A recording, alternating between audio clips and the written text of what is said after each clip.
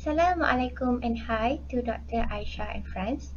I, Wan Nur Arifah, and my partner Siti Faezah from class LG2402E will be presenting on our findings today. To start off, I will simply elaborate on what speech acts and face threatening acts or FTA are. Speech acts is defined as an utterance considered as an action, particularly with regard to its intention, purpose, or effect. So basically, when someone expresses something, they do not only produce utterances containing grammatical structures and words, but they also perform an action through the utterances. FTA is an act either linguistic or non-linguistic that threatens someone's positive or negative face. It may be bold, mitigated, and it may be on record or off record. These acts can endanger either the hearer's or the speaker's positive or negative face. Next, the sample of business correspondent text we have chosen is as shown in the slides, and it has been retrieved from the platform Shopee. The reviewer has left a negative comment on the seller's product claiming that she is being scammed. The complaint is as follows. My original rating was altered by the seller. I was sold a product that had already been opened. Seller refused to answer questions, not to be trusted.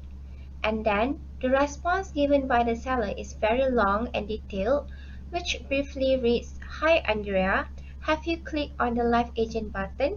We didn't receive any DMs from you, and if we had, we would 100% reply ASAP because you can see on our page we respond within minutes. Also, we have stated in the description that this is the washable formula, meaning it came from UK. If you look through videos on YouTube or even TikTok, you will know that the box did not come with this one. Also, Miss Andrea has left a review on another one of our listing but she mislooked. Based on our analysis of the complaint, we found four main face-threatening acts, and the first one can be seen in this sentence, which reads, My original rating was altered by the seller. Has violated the quality of maxim because it is a lie, and it is not true.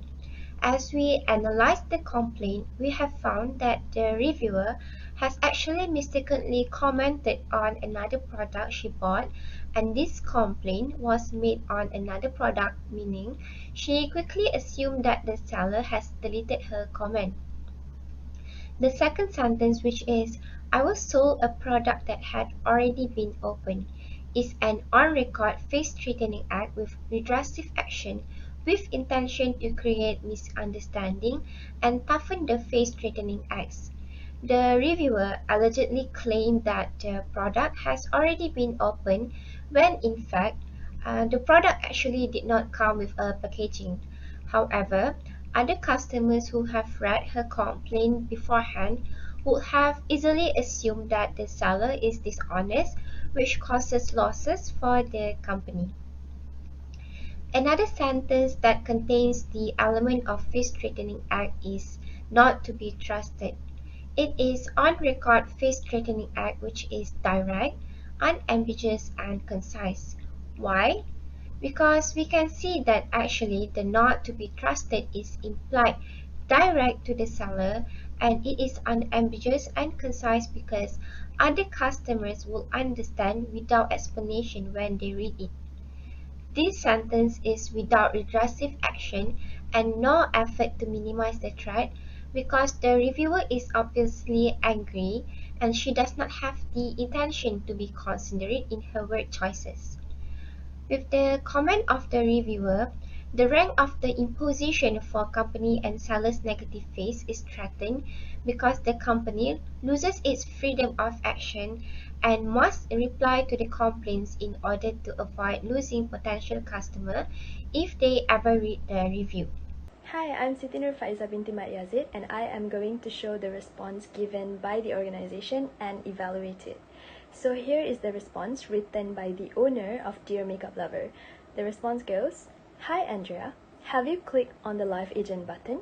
We didn't receive any DMs from you, and if we had, we would 100% reply as soon as possible, because as you can see on our page, we will respond within minutes. In order for us to receive your DM, you need to click the live agent, or else the system will reply instead, and sellers will not receive nor be notified of your chat. Also, we have stated in the description that this is the washable formula, meaning it came from UK. If you look through videos on YouTube or even TikTok, you would know that the box does not come with this one.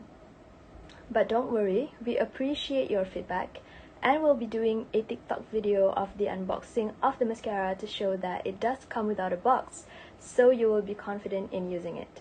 We strictly oppose the idea of tampering with our customers' products, as we are also buyers and would not appreciate if sellers did so. Be sure to watch the video on TikTok, and we hope to serve you in the future. Do click on the live chat if you still would like to discuss this matter. Smiley face. Thank you, Andrea. For future customers, kindly understand the blatant fact that seller do not have any authority to change customers' ratings. If seller were given the liberty to do so, why would there would be an option for 1 star at all? Also, Miss Andrea here has left a review on another one of our listing, but she mislooked. Andrea, I hope you learned a thing or two.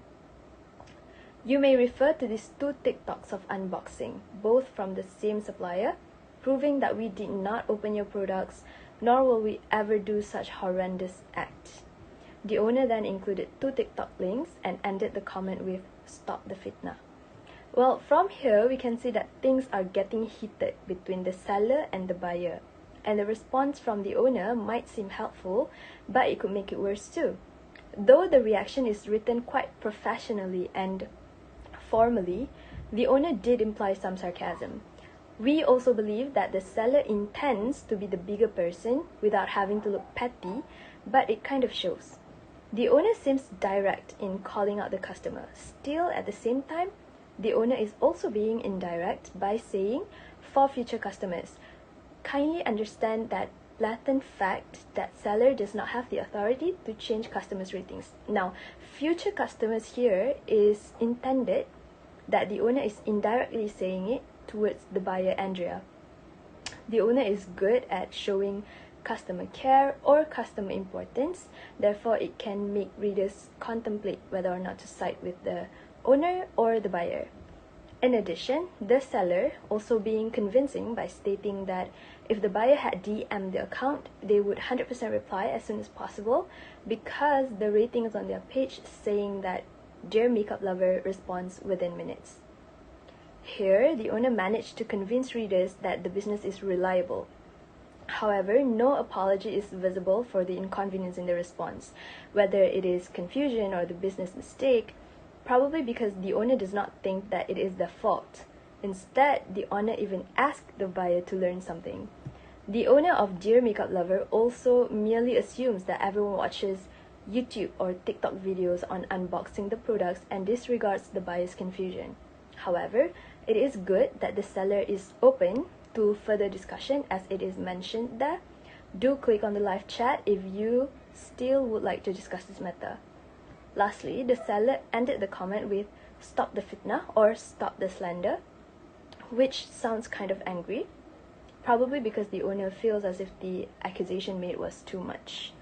Of course, the owner of Dear Makeup Lover had to do that to save her business face. However, the owner could improve the response given to the buyer, Andrea. Firstly, the seller should consider using politeness strategies, specifically apologies. Apologies are negative politeness that conveys respect, deference, and distance rather than friendliness and involvement. Negative politeness is an avoidance-based, on-record strategy of self-effacement and restraint. The owner could use the apology to the buyer and respond with something like, "Our sincerest apologies for the inconvenience you have experienced." That would make an improvement in the response. This is because the initial response does not have any apology and instead blames the customer back. This act could lead to perlocutionary effects of irritating the customer, but by saying sorry, by apologizing, the outcome would be the opposite, which will persuade the customer.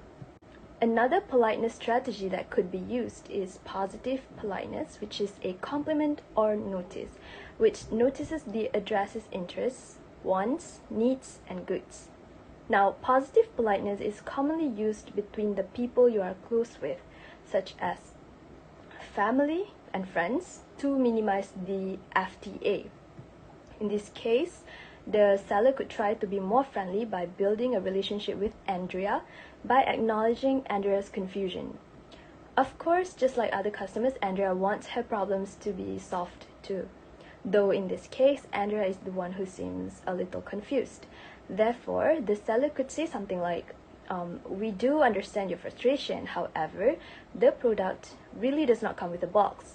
Attached are links to TikTok and YouTube videos as proof that we are not lying, instead of just assuming that everyone knows and have watched videos of how the products does not come with a box. The perlocutionary effect for this one would be embarrassing for the customer. However, with the right tone, response, and usage of words, it would actually enlighten the customer that she is in the wrong, but is not being blamed at all. Also, attaching the links would give a perlocutionary effect of convincing that Dear Makeup Lover is reliable and trusted to buy products from. Next, since the seller has mentioned how they would do a TikTok video of the unboxing of the mascara, it can be related to the next politeness strategy, which is to promise under positive politeness and say things like, we promise to do an unboxing video so that confusion like this won't happen again in the future. Doing this will put the business in a good position because it seems like the owner stresses the cooperation with the customer and wants to fulfill the customer's needs. The promise will demonstrate that the organization has good intentions in satisfying the customer's positive face wants. The initial response would have a perlocutionary effect on customers as they will feel offended by the sarcasm implied in the response. Lastly, the seller could improve the response by seeking agreement, which is also under positive politeness. In this strategy, the seller could repeat what has been said in response to show emphasis or stress, such as the apology just now. So Dear Makeup Lover only needs to repeat the part where they apologize for the inconvenience or the confusion that business has caused.